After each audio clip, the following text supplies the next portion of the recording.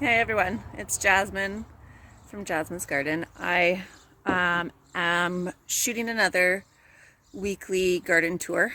Now I just wanted to take like a quick second for family and friends that are wanting to support me and watch my channel and everything. I thank you. However, do not feel obligated. I'm doing this more for me. Actually, I'm doing this like 100% for me. So yeah, don't feel like you have to watch it. The garden tours that I'm planning on doing filming every Sunday and then uploading whenever I get to, obviously weather dependent. So these are going to be long. And if you're not into gardens, don't watch it. Like, if you want to watch some of the stuff I do, pick the ones that I post in between, and they're just little short clips of like tips that I've learned. And since it's the season of planting all your stuff that you've grown indoors, that's a lot of what will be happening. Like, it's, if you're watching now, it's happening, like you're going to be watching me throughout the season as the season goes. So yeah, there's going to be a lot more posted in the next couple weeks than I assume. However, I don't know, this is like new to me, throughout the season. So we'll just see how things go. But the weekly garden tours, those are really for me to document, to watch how my garden grows and for me to enjoy throughout the winter. To just watch life grow. So anyways, I'm gonna get started. It's like heat of the day right now, which is I don't know, probably not ideal for editing and lighting, but it's when I have a minute. My kids are down for their quiet time and nap time, so it is what it is. We'll see how it goes. Okay, thanks so much. Yeah, thanks so much. Here on my table outside, I'm still hardening off my cucumbers, squash, and melons. These are my tests to see what I'm gonna like better, either starting these indoors or direct seeding, because most of the time these are direct seeded, so I'm doing a combination. So here's, I think everything in here is cucumbers. These two little ones, these are cucamelons, and this is my one like little corn. Everything else is different varieties of cucumbers. I have three. The artist gherkin, the national pickling cucumber, that's a national pickling. Cucamelon, these ones are the, national pickling again. Okay, so yeah, a little bit of everything. So here's a corn. These ones are Kajari melons, so they're coming up really leggy. Same with these, so I think melons are going to be direct sowed because they just don't look like they're going to do as well. And some zucchini, so some squash in there as well. These are all the second wave of my cold hardy veg that I'm replacing in my buckets because they look like they're suffering now. So Merveille de 4 Saisons, that's lettuce. West Coast Seeds lettuce blend, so these are all different kinds. Ragged Jack kale and dwarf curled Scotch kale. Everything here was seeded on May 9th. And now we'll go to the in-grounds. So here's my bed one, and in front, that's my Italian oregano. It's already, everything's growing so much since last week. That's the sage, rosemary, and that one I pulled the lettuce leaf basil that was there, and I'm going to reseed with stuff up front. Here's my blueberry, and it looks like it is coming back very nicely. These guys here, these are all my garlic. I have 55 garlic in here, and mostly Russian red, and then a couple, I think this row down the middle right here is music. Those are Aurelia's couple of peas she's placed, and I'm setting it up so that off the weather vane it's going to climb that. Here's the, I think these are, oh no, these are the dragon purple carrot. A couple of lettuce that reseeded from last year underneath here. So I told you I do this for germinating carrots because it's really hard. So you can see one is starting to germinate, so I'm gonna have to take this board off soon, but it's just to trap moisture because if they dry out, they will die and then you won't get carrots. Carrots are actually one of the hardest things for me to germinate. This is my tomato and pepper bed. So these ones that look like this are all Genovese basil. I have 1, 2, 3, 4. That one looks like it's dying back there. 5, 6, 7, 8 in the bed. And then the other ones like that back there. And here are nasturtiums. I know I seeded more nasturtiums and calendula by seed in the bed that'll pop up whenever it's ready. My kids were helping me with weeding. They thought that the little clones that we did of the tomatoes were weeds, so they pulled them for me. So my little experiment that I wanted to show you guys isn't going to happen. But I've got these heavily pruned. I've taken off most of the bad leaves. Some of them I have to leave just so they have enough for photosynthesis. Because like that's a bad leaf, but these little ones are good. So I'm going to leave the branch where normally I would take that off. So this is a Constellito Genovese. It's going to be a very fluted Italian tomato, mostly for saucing and canning and beauty. This is going to be a black crim, so that's a big tomato. It's going to be really black from those anthocyanins. This is a cherry tomato. That's a bigger cherry, not quite saladette size. That's like the 2-ounce globe, but a big cherry tomato. That's Brad's Atomic Grape.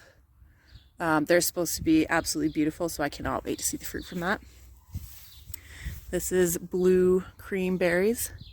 It's already flowering, so every once in a while, if you watch the little plant sex ed thing I put, every once in a while you just want to tap this so that the pollen, because they have both male and female sex organs in their flowers, drops down from the back where they hold it into, where'd it go? The very front of the fruit here, or flower, and that will turn into your fruit. So those are going to be little cherry tomatoes. The blue cream berry is going to be mostly yellow with like black starred. Anywhere that gets lots of sun will go black. These are going to daffodils. That's the Alaska mixed nasturtium, so it's a variegated nasturtium. And anything that says variegated this, variegated that, it just means how you have multiple colors on the leaf. So this one's kind of yellowy white depending on how much sun it gets, and green. And variegations is, I don't know why it was exactly bred, but I think it's just a thing of beauty, that it makes everything more interesting to look at when it's just a gorgeous mix of color. The stakes will be my peppers, and my peppers, I have them hardening off for their last day in the sun. We're going to have a full week of overnights above 10, so they're ready to go in. And when we get chilly days, I will give them a blanket. Actually, like an actual blanket. I will cover them with a blanket to keep them warm. Here's cherry tomatoes called blueberries. So this one, wherever the sun hits, it's going to be very black. That's why this one's called blueberries. And if you can see from the stem, I covered this before. The stem is presenting with a lot of anthocyanins where it gets more sun. So on this side, it's very purple. And if you look on the other side of the stem, it's a little bit more green. And that's just sun with what time of the day it hits it mostly, with how it variegates, or sorry, not variegates, how it presents the anthocyanins in the stem. And it will do the exact same with the fruit. Here's a Paul Robeson. That's a slicer. It's going to have some blacks in it, but I think it's more going to be green and a little bit of red with some of the black. And this is another slicer. It's called Gold Medal. It's going to be a yellow one with pink streaks. And that's that for this bed. Number 3, today, or tonight I should say, when it's not the heat of the day and not sun, so they don't shock as bad, I'm going to plant up those cucumbers on the deck. They've been hardening off for about a week or more. And we'll see, I'm also direct seeding right along them. So everywhere that there's going to be a plant, there's going to be a seed. And I want to see what does better, what stays healthier, what shocks less, if it's going to shock. This is a sweet basil. It's a Genovese basil, so it's an Italian basil. Here's my greens. So this is the Merveille de Quatre Saisons lettuce. Back there is the West Coast Seeds lettuce blend. This is a row of spinach. Spinach tends to bolt in my area, so we will see what happens. The spinach I had in the buckets bolted, so I pulled them already. These are beets and carrots, Scarlet Nance. So you're just being able to see these a little bit better now. And then these are the lettuce that I've just spaced further apart. So they're called like a heading lettuce, so one that you'd buy in the grocery store. They're gorgeous. They're getting big, so I can harvest it soon, or I could pick from it, whatever I choose. Back here I used to have that cardboard on it because these are carrots that I germinated, and now they're coming up, so I took the cardboard off so they'll see the sun. They'll be able to grow better. Right here is where I have thickly sown radishes for radish greens, and just some pretty tulips, which are, I think these are the parrot tulips. They are beyond gorgeous. And a whole bunch of different colors. Isn't that just so beautiful? Like, what a great thing to add to your garden to attract pollinators that you can just enjoy the beauty of within your food garden. So pretty. Here is half a bed of onions and radishes, and this half of the bed is where I'm going to do the Three Sisters garden. So a Three Sisters garden is corn. They're the three different types of families of vegetables that grow really well as companion plants. So corn, which I have Dakota ivory corn planted. Beans that aren't planted yet because I need to wait for my corn to get about 5 inches before I plant the beans. You plant pole beans so that they climb up your corn for support because they're a trellised vegetable. And then squash, and that's like your natural ground cover that prevents weeds. And squash are another plant that hate being top watered. They often get powdery mildew. They don't like splashback, so they're kind of angry at me right now because I don't always water by hand because I get busy, and I'll use my sprinkler. And cucumbers, tomatoes, peppers, what else? Mostly those ones are really picky with getting wet and dirty. So we've got a couple of more. These ones are direct seeded corn, and they're doing great. So far that's a success. And then I've got some sunflowers.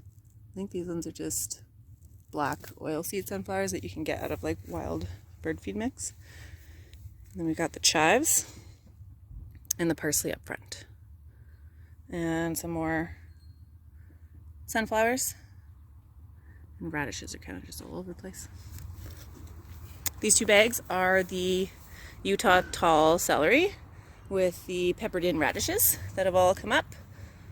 Last time these weren't up, so that's a huge change. And then gorgeous tulips.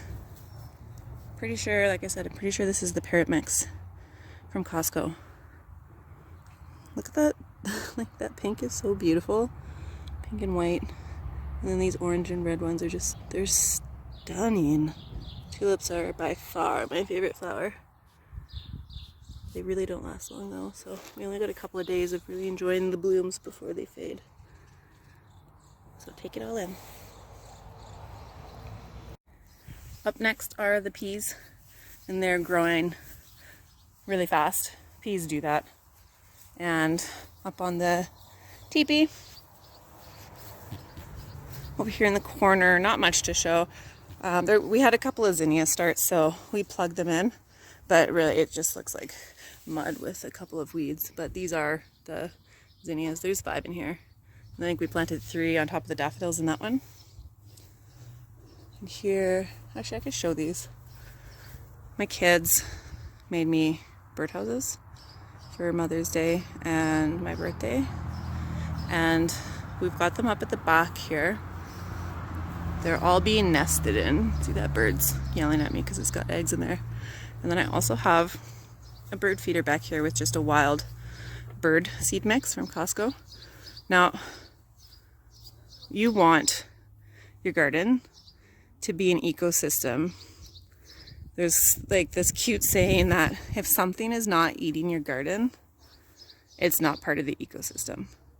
So I'm not one of those people that are going to like cover everything up from the birds to stop eating and or use pesticides.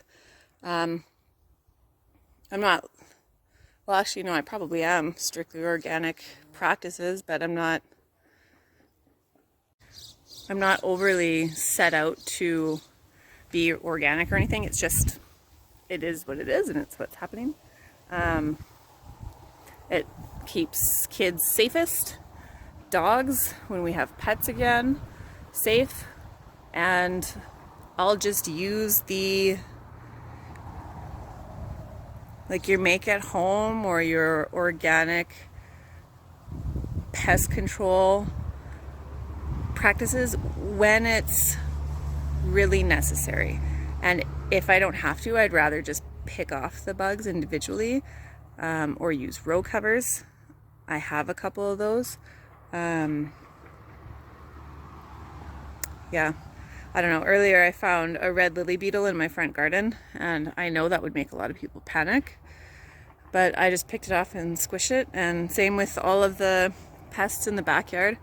I gave the kids the jobs of chasing away the white cabbage moths from landing on the plants in our garden, because they know that they lay the eggs that hatch into the white cabbage moth or white cabbage caterpillars, and they could just decimate brassicas. So I just make them chase them away, and then we check the leaves, and when we find the leaves, we just rub them off so that when they hatch, they aren't directly on their food source, which is my food source, and gobbling it all up before I get to. So that's just, I don't know, that's just what I'm doing for my family, but everybody's got to like do whatever works for you. I would prefer organic versus herbicides, pesticides, because you're killing everything. You're not just killing the one pest that's after your crop. You're killing the butterflies, the bees, the everything that pollinates the crop. So that's just how I view things. Anyways, back to the garden. Here I've got my potato bags, and they aren't showing anything, so I'm not gonna hover over them. But I don't know if you've noticed, everything's very, like the mud is very dark today versus most of the time it's kind of like that gray color. So today I did a deep water day, which is when I go around and I water everything by hand, and I'll stand over each plant for 10-15 seconds and water it, and it does take a very long time. Like it probably took me an hour and a half today, but once a week you gotta do it if it's hot like this, and encourage deep rooting systems, especially with like your tomatoes and stuff. So here's the micro tom. It's full grown. If you'll notice, everything has some damage to it. So this is what sun scald looks like. So it needed to be hardened off longer than I did. I only did about a week. And this is just, if you leave foliage touching the ground, it gets sick and it will die. So I've been going around pruning these. Some of my tomatoes look very small because of it, and that's okay, even if these are determinate tomatoes, because I would rather everything be healthy and the plant not giving its resources to unhealthy branches than to have really like as many leaves, branches, and therefore tomatoes as possible. So I'm going for health because I have a lot of tomato plants, so I don't need to worry about not getting enough tomatoes. That's my purple basil. Same thing. If it touches dirty, wet ground, those leaves tend to get sick and die. So it will do good. It's gonna recover, and it didn't shock that bad. These are nasturtiums we've plugged in everywhere. Nasturtiums are a great trap crop for tomatoes, which just means that the same pests that go after your tomatoes tend to go after the nasturtiums, but the nasturtiums give off more scent and fragrant to those insects. So they go for the nasturtiums first and start eating them all up, and you save your tomato that way, and it also gives you a heads up to do something about whatever pest is really after tomatoes if you want to do something. So this one's a Fargo yellow pear. It's a yellow pear shaped cherry tomato. 42 days. That's like somewhere between probably 2 and 4 ounce fruit. So not quite saladette, not really slicer in my opinion. Another 42 day. And Alaska mix variegated nasturtium. Sunrise bumblebee. That's a cherry tomato. Little bit of a bigger cherry tomato that's like red with gold streaks through it. This one I don't expect to survive, but I'm going to give it a chance because there is new growth even if it's teeny tiny. So this one's a yellow small globe slicer, and it's the Morden yellow with a variegated nasturtium. Manitoba, born and bred in Manitoba at, I forget if it was the University of Manitoba Agriculture facility or if it was, yeah, I'm pretty sure that's where it came from. I'll look that up and I will add that again some other time. I had a purple basil here. It did not make it, but I'm leaving it just in case it surprises me. Microtom. And on these little arch trellises that I built from bamboo, I'm going to be planting scarlet runner beans that have a red flower, attract hummingbirds, and Chinese yard-long noodle beans. So they just make like 12 to 18 inches beans. And you stir fry them instead of kind of treat them like a green bean and cook them. Micro tomato, purple basil, Thorburn terracotta. That's a slicer that's going to be terracotta colored. On the outside it's going to be kind of greeny with streaks of orange, and on the inside it'll be mottled green and terracotta, that like rusty orange color. Nasturtium, Morden yellow. This one died, but there's a nasturtium in there, so I'm probably going to put one of my peppers in there to give more room to the pepper and tomato bed. Napa Chardonnay blush cherry. So it's a teeny tiny yellow cherry. It's supposed to be super sweet. That's a Manitoba and a nasturtium. That one is a Morden yellow and nasturtium. And then this one's empty, and that one's a micro tomato. Around the base of my trees here I have some iris and daylilies. I have 4 of those little garden rock gardens beneath the trees, which apparently is really bad for your trees.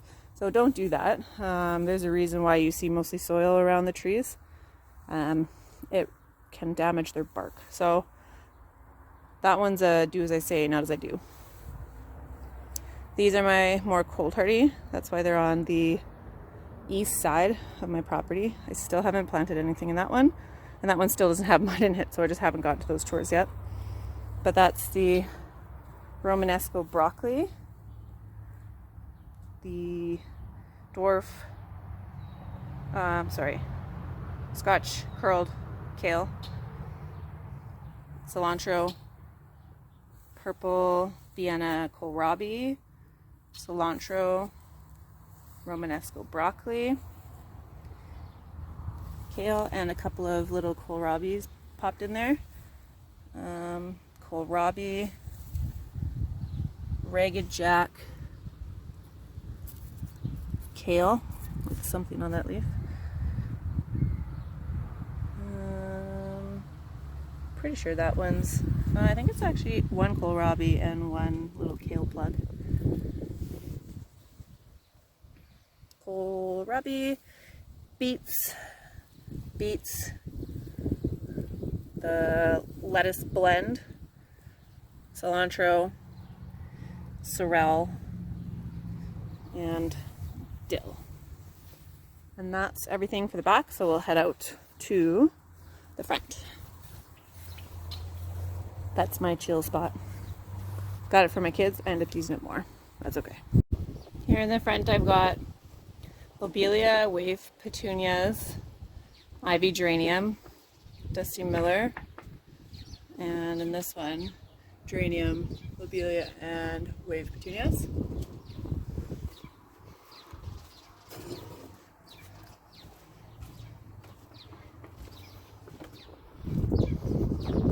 That's my juniper. It's doing a bit better. That's the Nasturtium coleus and holy basil. And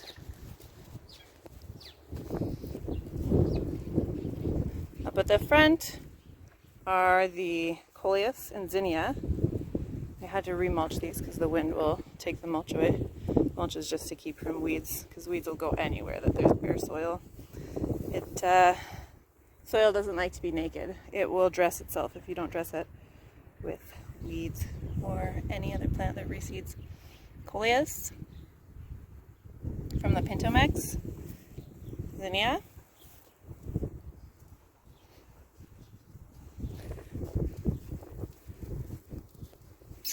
then up here at the front, that's the little neighbor box. I won't go over that one.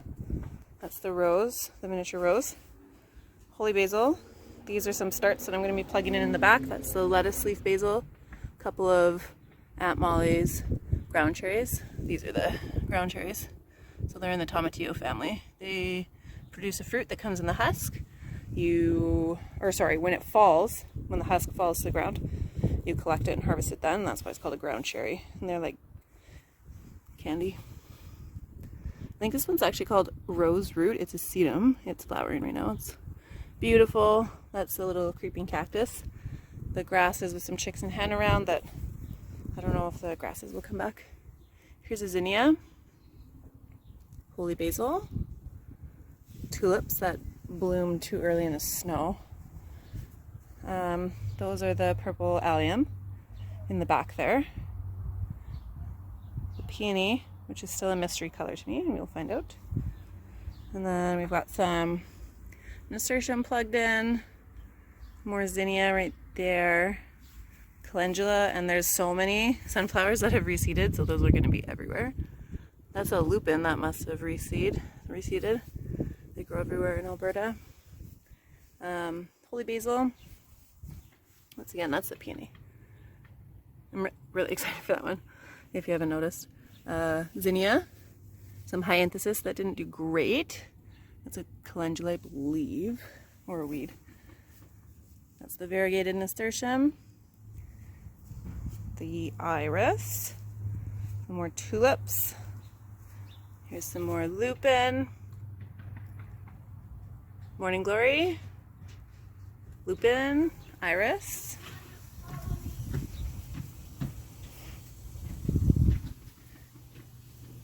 Believe that's the calendula, and then these might be seeds coming up from all those seeds that I just threw in. That one's a zinnia. These are the wild rosehip. At the back, there are the sunflowers. There's a few different kinds. Daffodils, nasturtium, tulips around again. More daffodils.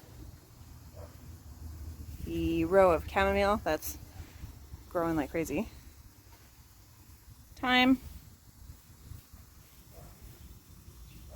Nasturtium. Variegated Alaska mix.